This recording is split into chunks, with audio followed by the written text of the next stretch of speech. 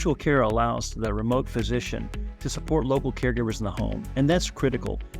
It really improves their diagnosis and their treatment and education, because unlike where you're trying to work in telehealth and the patient doesn't quite understand what the doctor's looking for in terms of describing their symptoms, their pain points, what have you, it's very frustrating for a physician, and he feels not very secure in terms of making the ordering or the prognosis.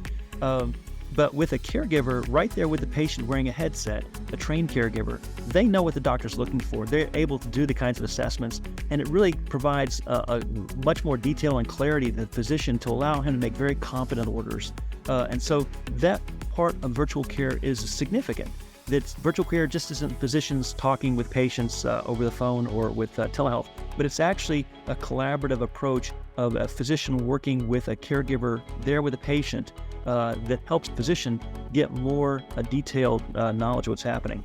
5% of the population, it's mainly the elderly population, drive 50% of all medical care in the United States. And those are, elderly patients who have multiple chronic conditions, but 44% of those elderly actually have disabilities that make it difficult for them to go visit the doctor.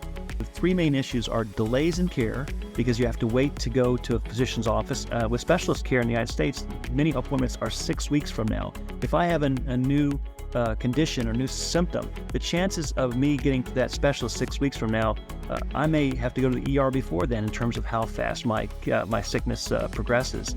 The second one is quality deficiencies, because physicians are unable to manage the care effectively in the home. You just don't get the quality outcomes you want. So you get readmissions to hospitals, you get patients having to go back to the ER.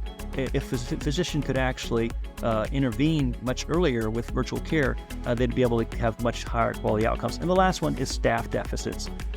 Just the whole thing of we have a problem with being able to move to the home because of staffing. But with this new collaborative care and physicians being able to work with patients remotely, it makes the physician much more productive. Hippo reduces the delays by bringing the doctor to the patient.